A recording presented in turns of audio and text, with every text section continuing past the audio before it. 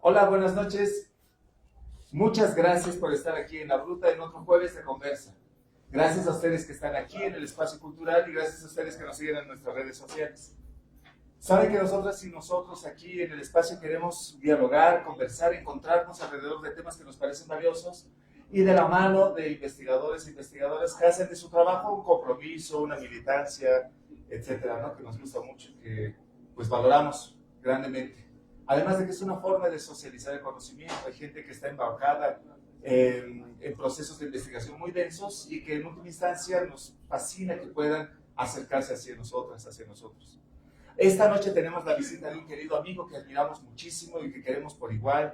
Es Marcelo Sarzuri Lima. El tema que nos ha propuesto esta noche se llama Cosechar en tierra seca, el desafío de educar bajo la sombra de la desigualdad. Estamos muy felices de tenerte aquí, querido Marcelo. Gracias a ustedes por estar aquí en La Bruta y a ustedes que nos siguen por las redes sociales. Vamos a recibirlo con un fuerte aplauso, por favor. Gracias.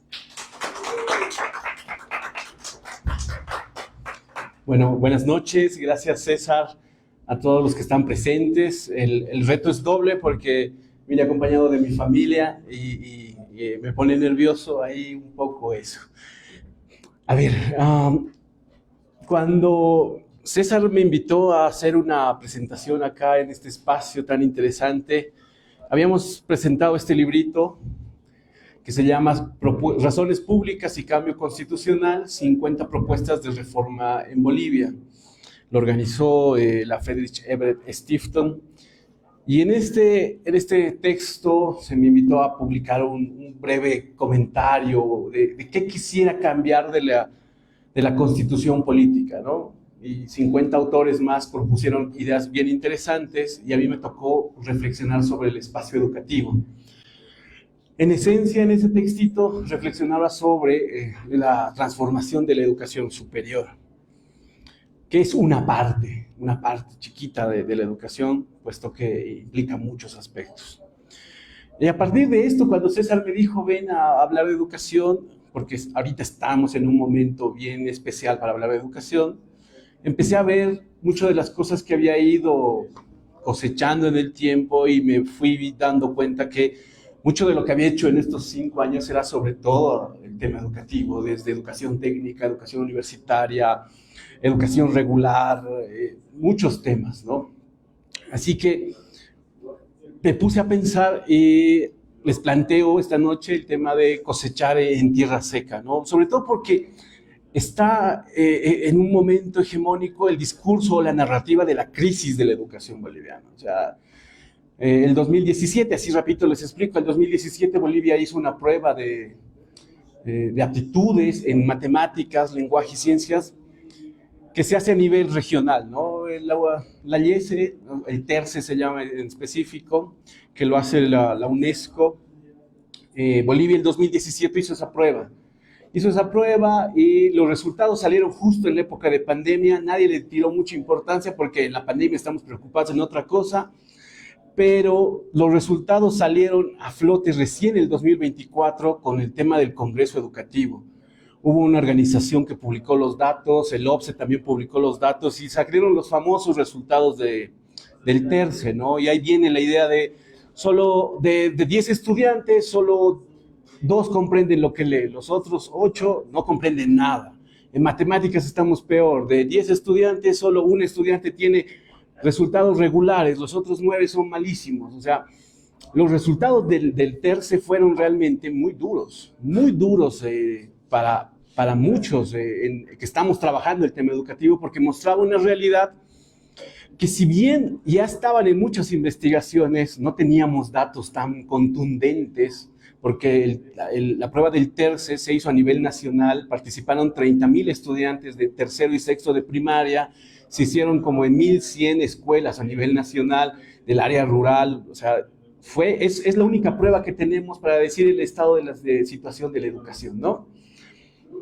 Y ahí viene esta idea de la crisis de la educación. Y todos le echan palo a la ley educativa, que la Avelino Ciñani, que queremos cambiarla, y está bien, o sea, no está mal, hay que cambiar las leyes de vez en cuando, pero cuando nos ponemos a debatir de qué queremos cambiar, Viene el tema de los días de clases, los horarios, los contenidos, el rol del profesor, y ninguno de esos puntos toca en esencia la ley.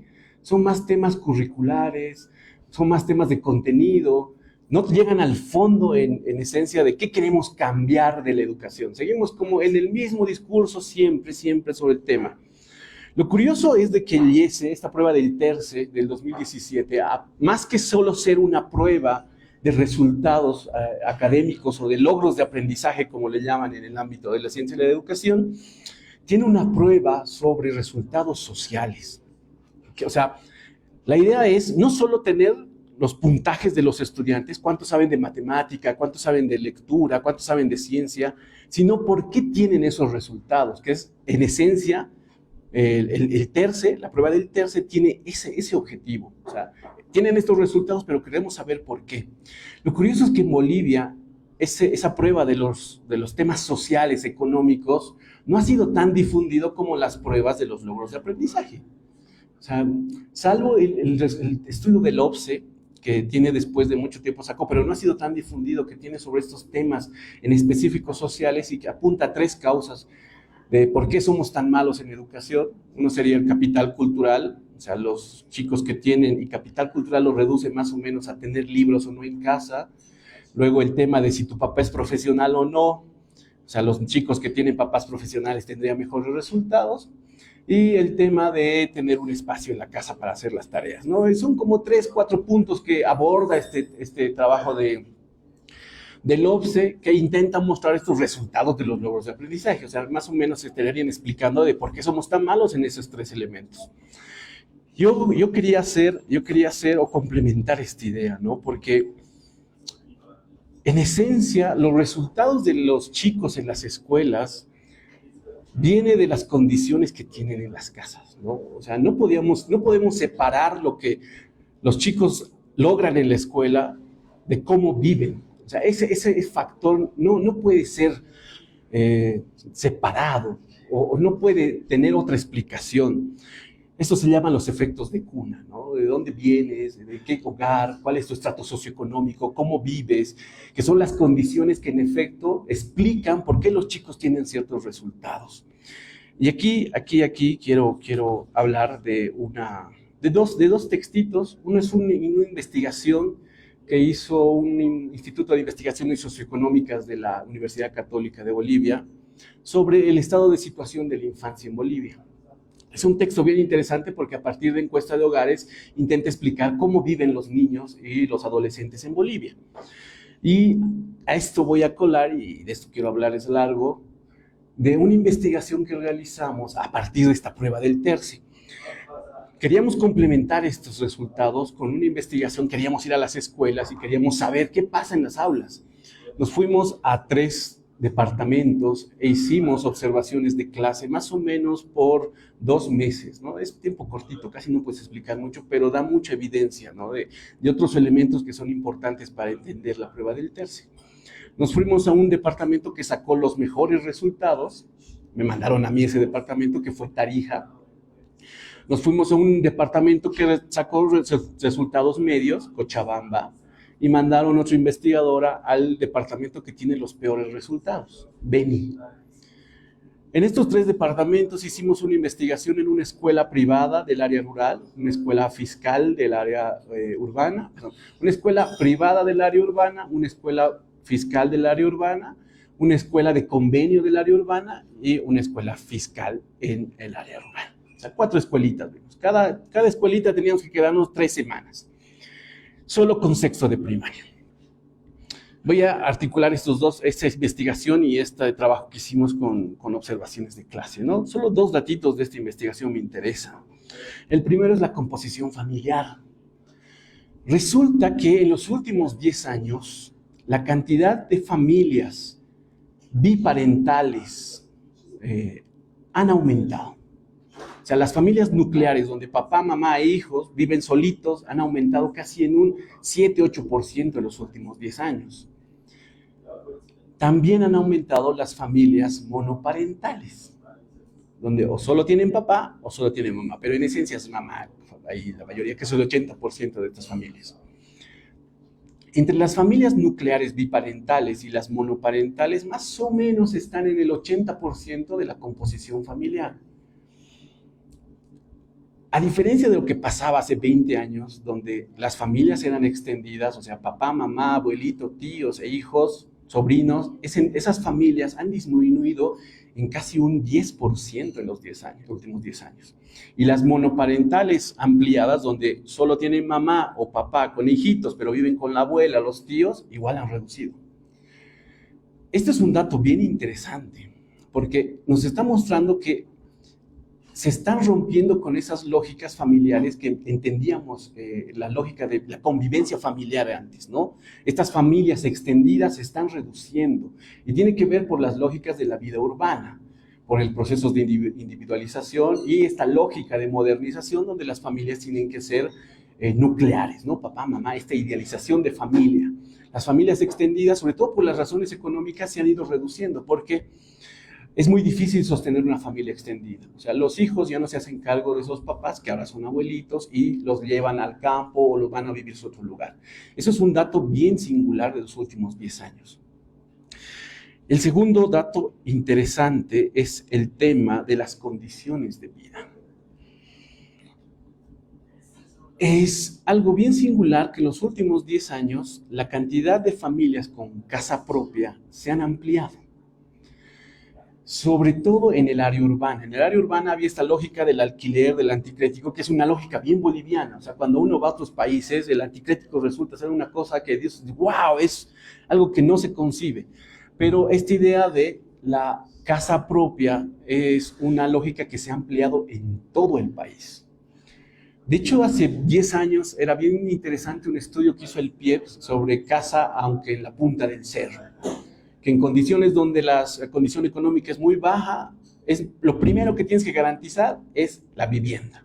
Y la casa propia es algo especial. Así sea lejísimos, donde sea, necesitamos casa propia. Salud y educación pueden esperar. Habiendo consolidado esto de la casa propia, el segundo tema ha sido consolidar la educación. O sea, las familias están apostando por la educación.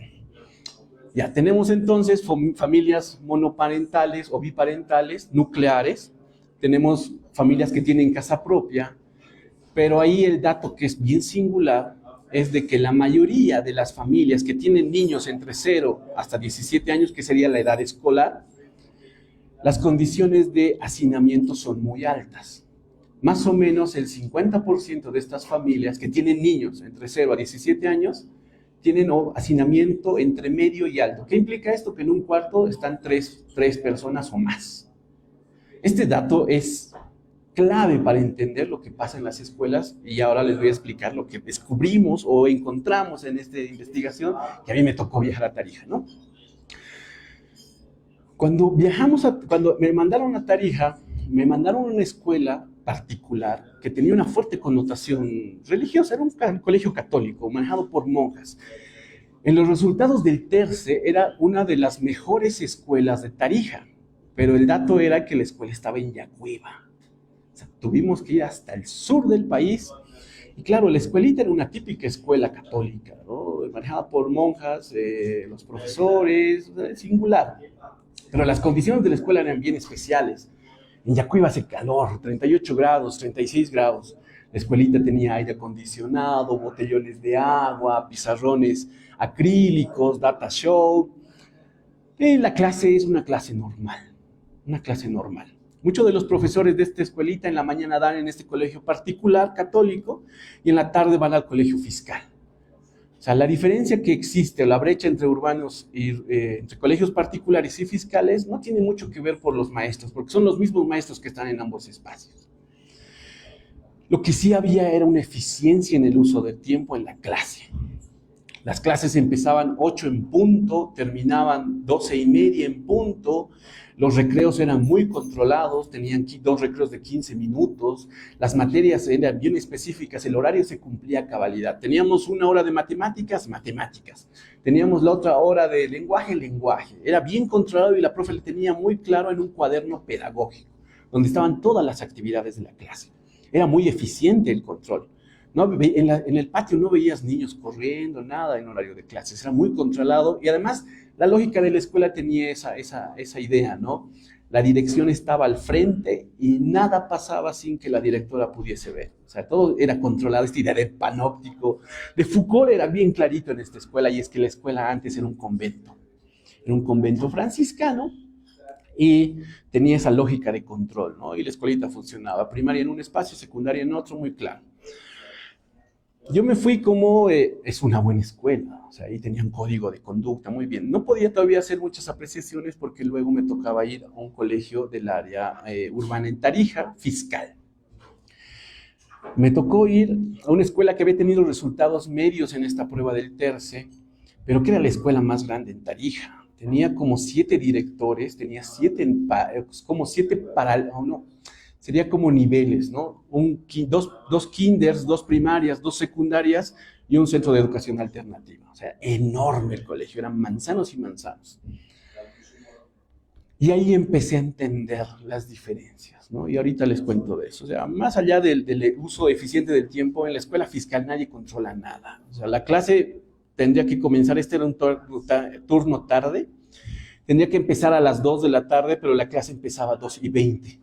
Y nadie tenía ningún problema. Y los chicos sabían que empezaba la clase 2:20, porque el profe, si bien marcaba a las 2, iba al aula a las 2:20. Se perdían como 20 minutos. El recreo, que era 15 minutos, se alargaba a 30, 40 minutos fácilmente, entre la salida y que retorne el docente al aula, ¿no? Y las salidas de las clases, o sea, igual, eran anticipadas.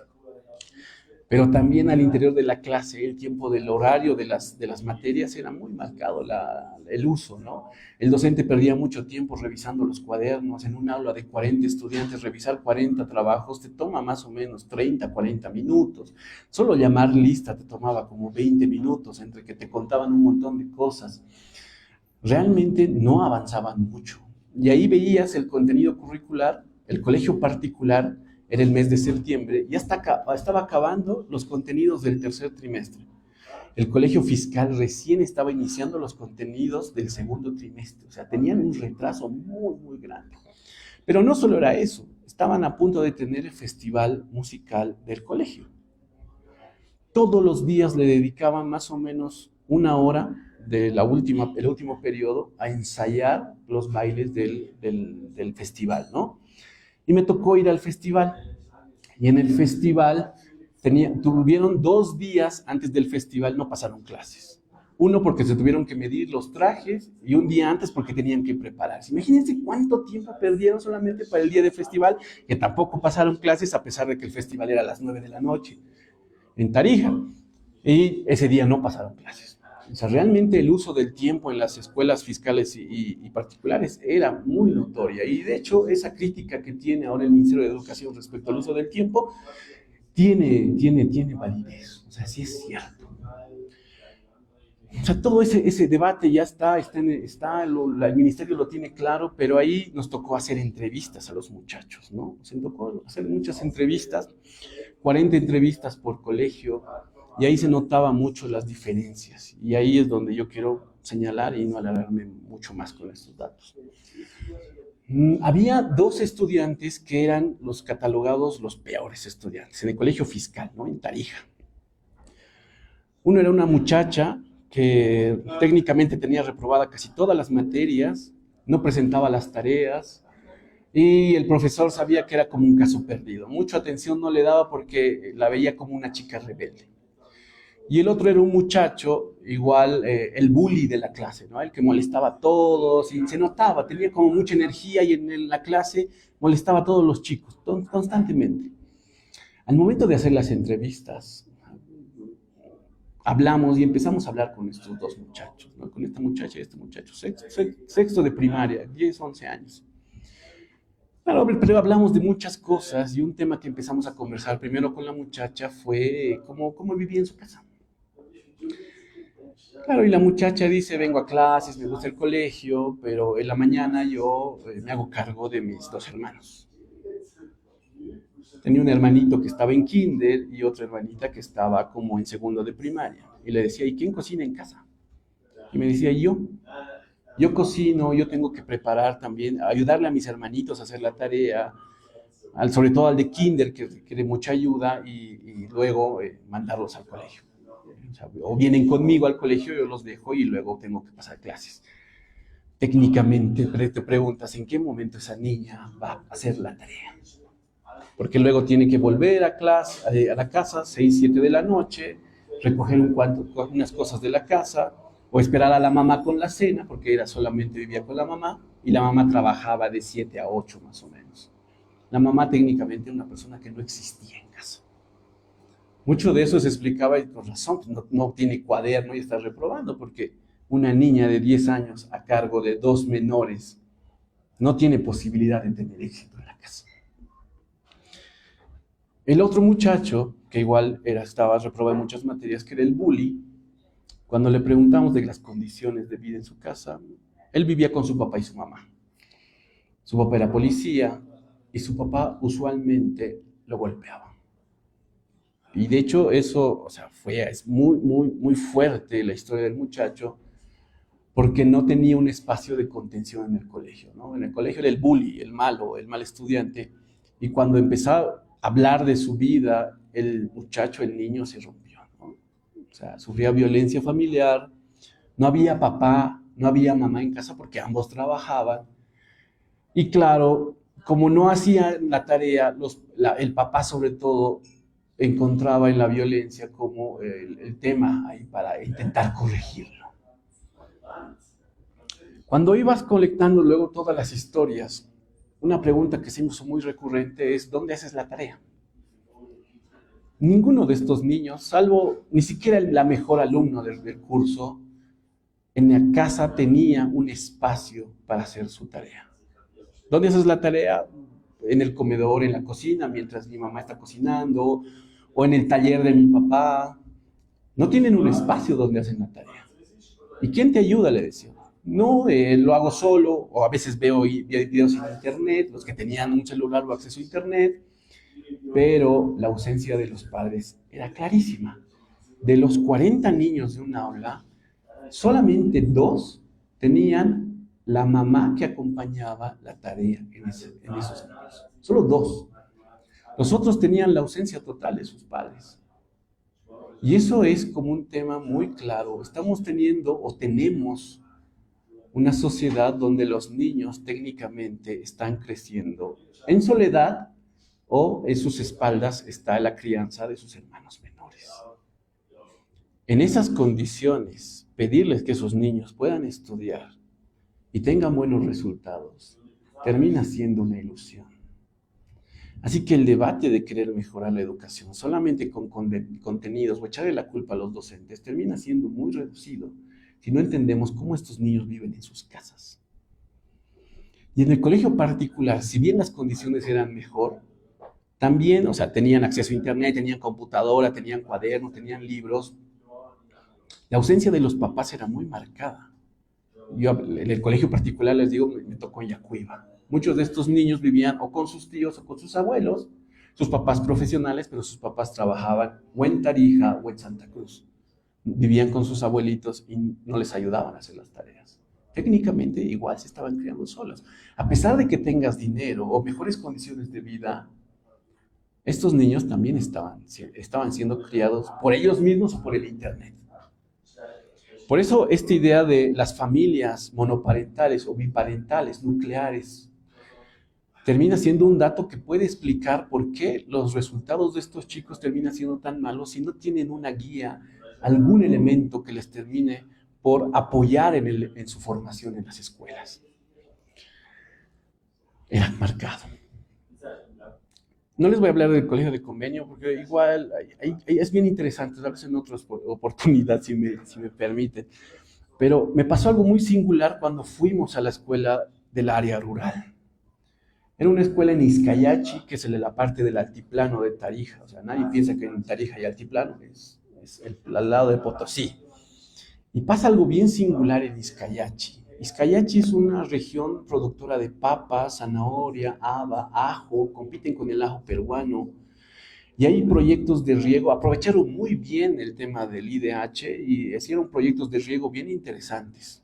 sea, hay producción interna. Uno pasa por ahí, no hay pueblitos, todos son pueblitos chiquitos, pero hay mucha producción. De hecho, el mercado campesino está lleno de estos productos que vienen de esta región y que luego se venden en Cochabamba, en La Paz, en Santa Cruz. O sea, Tarija de esa parte produce mucho. Pero igual son pueblos donde solo los niños viven con sus abuelos, porque sus papás o trabajan en la ciudad o están en Argentina. Y esto era bien singular en esta escuelita. Si hablamos de pasar clases, avanzar materia, en Izcayachi hacían todo menos pasar clases. Campeonato de fútbol, que les gustaba la huerta, o sea, hacían otras cosas. Pero cuando les hablabas de dónde estaban en el contenido, sí, ya vamos a llegar a ese punto, y los chicos no sabían matemática, lenguaje, y tenían los peores resultados de Tarija. Y de hecho, estaban de la media más abajo a nivel nacional. Pero me pasó algo muy singular con estos niños. Estos niños parecían ser niños muy felices. A pesar de todos esos temas, los profesores terminaban conteniendo mucho a sus estudiantes. Hablamos de una escuelita de sexto de primaria con 15 estudiantes. El profesor los atendía, tenían una huerta escolar, había el tema del almuerzo escolar, los niños ayudaban a hacer el almuerzo, terminaban ayudando en la limpieza, y eran niños, como decirles, bien entradores, ¿no? Bien vivos, o sea, charlaban fácil, y de hecho las entrevistas con ellos fue mucho más fácil de hacerlas. En cambio, con el colegio de fiscal urbano me costó mucho que se puedan soltar. En cambio, los niños del área rural, ¿no?, charlaban de todo, de lo que hacían, venían en bicicleta al colegio, condiciones muy duras, pero si bien estos niños cuando llegaban a secundaria estaban condenados al fracaso, tenían como otros objetivos en la vida, ¿no? O migrar a Argentina o volverse productor de su tierra. O sea, eran otros la idea que buscaban. No pensaban ir a estudiar a la universidad, no pensaban ir a un instituto técnico, a pesar de que habían puesto un instituto técnico, y de hecho había solo una secundaria. Cuando me tocó hacer la entrevista al distrital, era bien singular. En la única secundaria que había en la región, entraron 15 estudiantes a la promoción. De los 15, solo 3 llegaron a fin de año. Y estaban en la disputa de cómo hacemos para entregar el bono a la excelencia, porque 2 eran estudiantes y 1 era mujeres y 1 era varón. El varón ya tenía garantizado a pesar de 51, que tenía una nota de 51 y le dieron el bono a la excelencia. En cambio, las 2 muchachas se estaban matando por tener el mejor resultado. O sea, pero miren la diferencia, de 15 estudiantes, solo 3 acababan. La secundaria en el área rural es un tema lejano, y en la educación superior mucho más. Pero los chicos eran felices, y eso me chocaba mucho. O sea, yo sabía que estaban condenados al fracaso en la educación secundaria, y la educación superior estaba negada para ellos, pero tenían una formación diferente. Eso era algo muy singular que me pasaba con estos chicos del área rural. Ya ahí para ir cerrando, o sea, se ha vuelto muy recurrente esta idea de hablar de crisis de la educación. O sea, y siempre tiene un tinte muy político e ideológico. En Bolivia lo singular de la educación es de que siempre la educación viene acompañada de una transformación del modelo político. La educación tiene un tinte ideológico siempre. Y es algo muy singular. Piensen en todos los procesos de reforma educativa, siempre han venido acompañados con reforma del Estado. La 1565 con esta idea de la educación liberal, la Avelino Cignani con esta idea de Estado plurinacional, y la idea de cambiar la educación de ahora tiene también que ver con esta lógica, ¿no?, de achicar el Estado. Pero el discurso en cada uno de estas reformas educativas siempre es el mismo, ¿no? Crisis de la educación, crisis de la educación. Y me traía este librito es del 92, antes de la reforma educativa del 94, y el diagnóstico que realiza es muy similar a la que realizan ONGs en este momento, señalando que estamos en una crisis de la educación, que la escuela, que la ley no atiende, que los contenidos, que los profesores, es el mismo discurso de siempre. Y a pesar de que cambiamos contenidos, y de hecho con la ley Avelino Cignani hemos cambiado el currículo no sé cuántas veces, y los contenidos que se han incorporado, o sea, el debate me parece que no pasa por ahí, no pasa por ahí. Porque creo, y ahí es clave, y ahí me puse unos puntitos para intentar debatir, si se puede, en este momento, para intentar pensar la educación más allá de esta idea pesimista de la crisis y que estamos muy por debajo de la educación regional y que nuestra educación es la peor de la región. O sea, creo que hay que salir un poco y volver a soñar en qué queremos de la educación. Porque este debate entre tradición e innovación, entre lo de antes y lo que mejor, es de siempre. Y la idea no es seguir acompañando este discurso binario, ¿no? Es empezar a pensar qué queremos de la educación y qué queremos formar, qué personas queremos formar con la educación. Y ahí es un debate epistémico, ¿a dónde apuntamos con la educación? Y eso es soñar con una sociedad que queremos. Y eso es un elemento muy profundo, empezar a debatir sobre contenidos y achicar el currículum, sí, las horas de clase. Hace unos días atrás nos cercaron el Ministerio de Educación unos payasitos. Y esa marcha tiene algo mucho que ver de qué queremos con la educación, ¿no? Y todos están diciendo, sí, hay que reducir la cantidad de actividades extraescolares en las escuelas y todo ese discurso, pero no nos volvemos a preguntar de qué queremos con este sistema educativo, qué queremos formar, hacia dónde queremos, qué sociedad queremos con este sistema educativo, que creo que es clave para pensar en el momento. La educación no solamente es transmitir contenidos, información, es generar disposiciones en los estudiantes. Y estas disposiciones tienen que ver con que este estudiante quiera aprender más, quiera leer más. Hay un discurso muy negacionista con la tecnología ahorita. No hay cero celulares y los chicos están siendo criados por los celulares. Ese debate tiene que acompañar ahora de qué disposición queremos con los chicos, con la tecnología, con los libros, con lo que están viendo con la inteligencia artificial. ¿Qué disposición queremos crear? La negación no nos lleva a ningún lado. El debate se acaba, ¿sí o no? Y hay como un discurso conservacionista de que la tecnología achica la cabeza de los chicos. Cuando surgió la lectura en silencio en el siglo XVIII, había el mismo debate. Los chicos se van a individualizar, están leyendo novelas románticas, eso les va a enfermar la mente. Parece muy singular la idea de cada vez que aparece un nuevo dispositivo tecnológico en la educación, este miedo de que transforme a la gente. Pero igual lo va a transformar. Somos sociedades en constante cambio. Y no abordar este debate creo que solamente nos va a retrasar en mucho tiempo en qué hacemos con esta tecnología.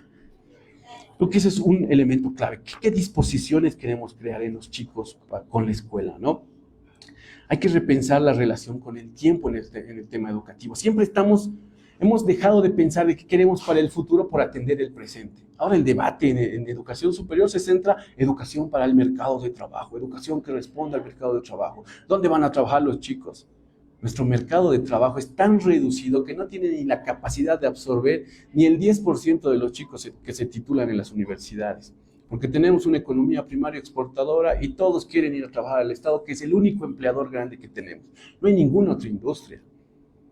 Y ahí seguimos con esta idea de que tiene que absorber. O sea, no estamos pensando en qué queremos en el futuro con esta educación, porque tenemos que responder este presente permanente, como hay que responder constantemente este tiempo permanente. Creo que un elemento clave es de vencer los prejuicios sobre los niños, de cómo aprenden, cuáles son sus necesidades, qué requieren, porque hay un discurso muy adultocéntrico sobre la educación. O sea, lo hemos convertido en tema de especialistas, cuando muchas de las respuestas más grandes y más importantes han venido de la sociedad, de los sectores populares, organizados, que han empezado a pensar en sus proyectos educativos. La educación intercultural, la educación descolonizadora, no ha venido de grandes intelectuales, ha venido de comunidades indígenas organizadas, de organizaciones sociales, organizaciones de trabajadores que han empezado a pensar su futuro. La educación no puede ser un debate de especialistas, que las mesas de trabajo que van a abordar la ley de educación solo tienen que invitar a la gente que piense en la educación. Mentira, no es un debate de especialistas, es un debate de la sociedad pensando en su futuro, y eso es clave en este momento. Necesitamos reconectar la educación con las experiencias genuinas de los chicos, de cómo aprenden, de qué metodologías son útiles, cuáles son más prácticas, cómo viven los chicos y cómo pueden mejorar sus formas de aprendizaje, creo que es clave. Y entender que la crisis no solo es un problema, también es una decisión y también son oportunidades para repensarnos constantemente. Creo que ha achicado muchas de las ideas, pero creo que es lo que quería hablar esta noche con ustedes. Muchas gracias. Muchas gracias, querido Marcelo.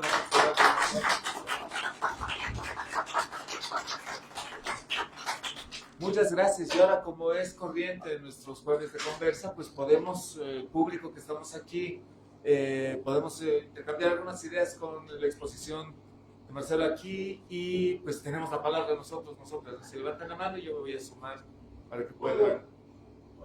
Claro, adelante. Buenas noches. Me parece bien estas iniciativas, ¿no? Hablar sobre la educación, que es un problema tan profundo, ¿no? O sea, y no solamente de los bolivianos, ¿no? De la interculturalidad que tenemos, qué sé yo, es un problema de humanidad, ¿no?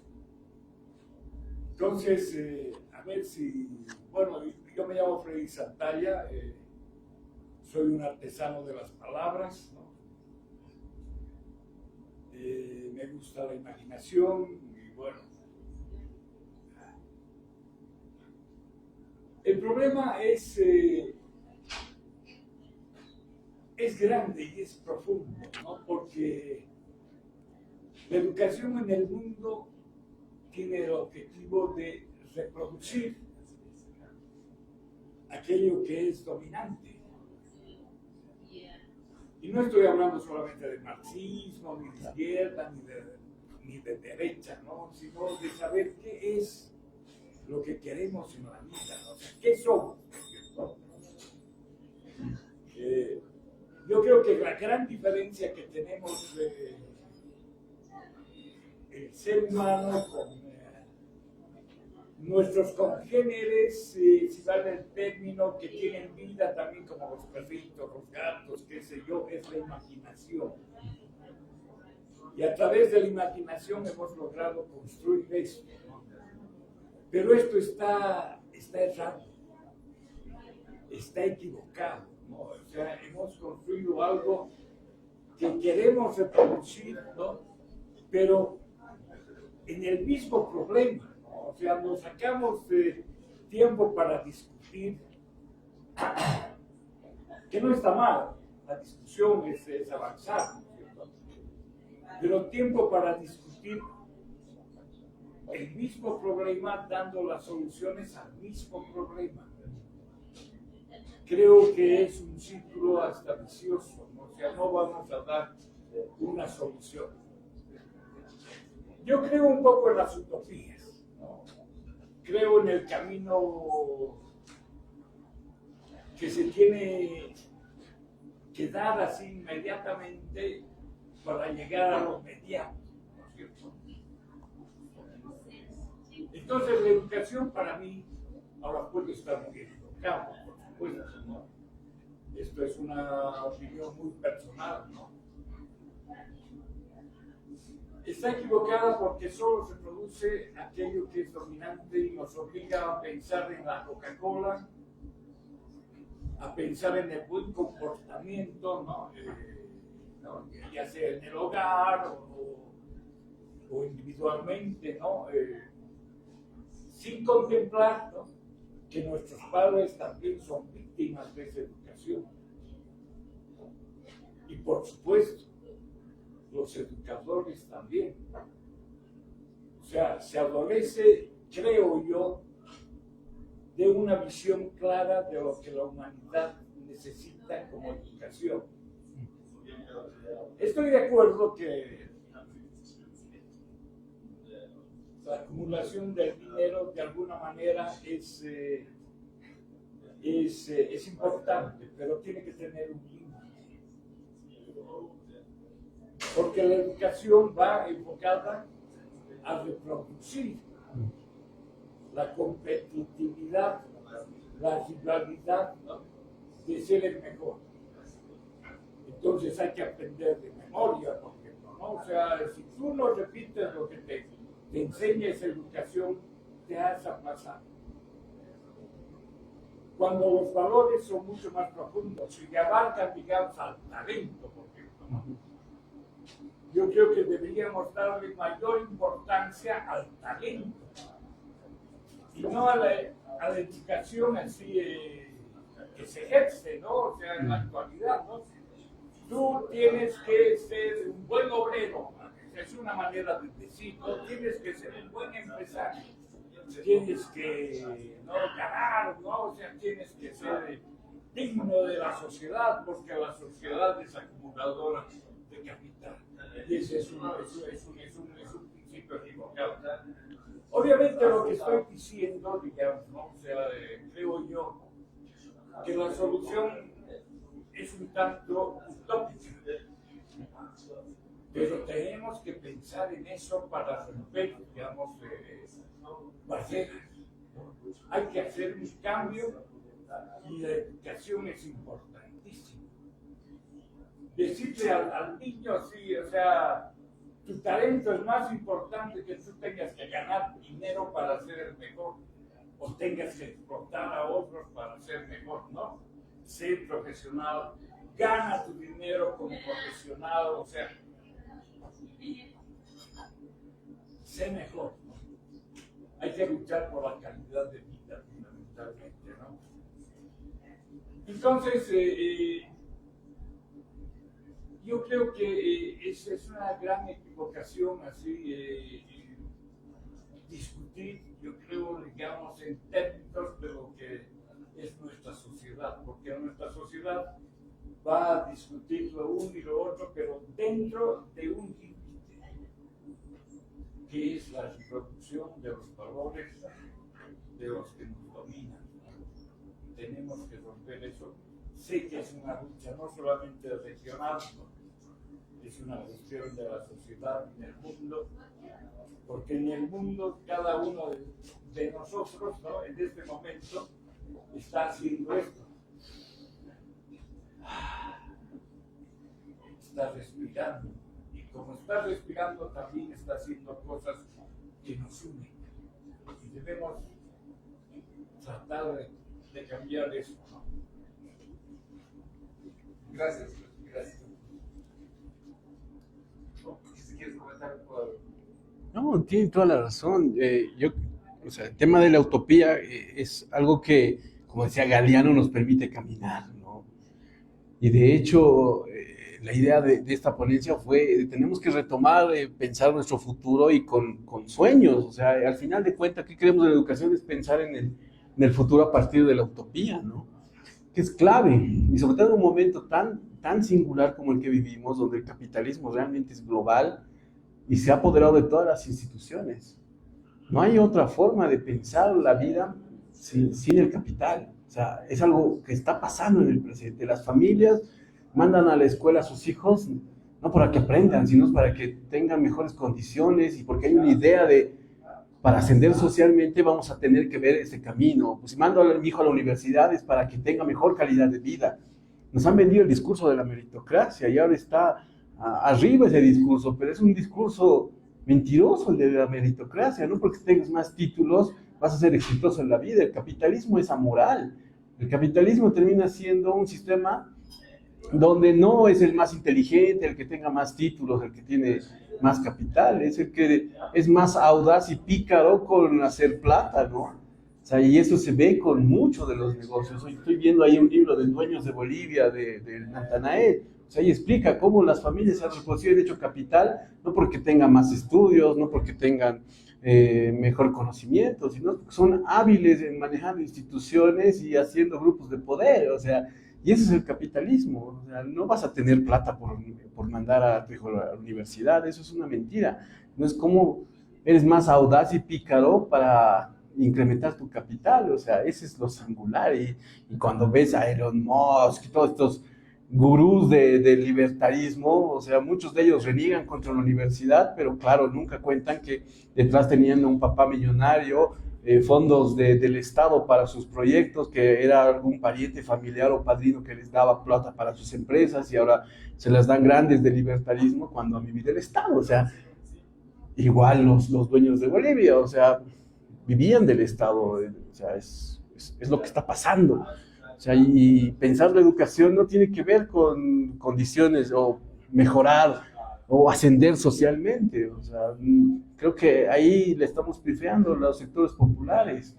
Y el camirismo que se ha puesto tan de moda en los últimos años, el camirismo es nomás la incorporación del capitalismo en sectores populares. No hay otra lógica detrás de eso, o sea, no hay una otra horizonte de vida. Cuando vas a escuelas del área rural, cuando vas a escuelas fiscales, esa lógica está impregnada en los papás. O sea, no quiero que vivas como yo, por eso vas a la escuela, porque piensas que la escuela te va a dar ascenso social y no está pasando, no funciona así. Entonces tenemos que repensar la educación desde estas utopías, de estos sueños, porque si no lo hacemos, vamos a seguir reproduciendo una condición educativa, tercermundista, periférica, sin condición de innovación, de conocimiento, tecnológica, científica, porque a eso estamos arrastrados, ¿no? A ser un país primario exportador con esta lógica educativa, no hay más.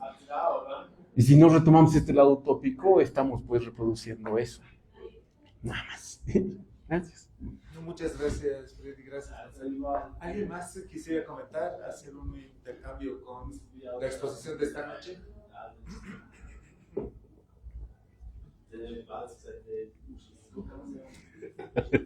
Querido Marcelo, queremos agradecerte muchísimo habernos acercado a esas investigaciones que has citado aquí en tu exposición y recordarnos también que pues, no es un tema exclusivamente dentro del aula, ¿no? O dentro de la institución educativa, ni siquiera dentro del ministerio o lo que sea, ¿no? Es un tema estructural que nos atraviesa a todos y a todas. Muchas gracias por estar aquí, Marcelo. Vamos a darle un fuerte aplauso, por favor.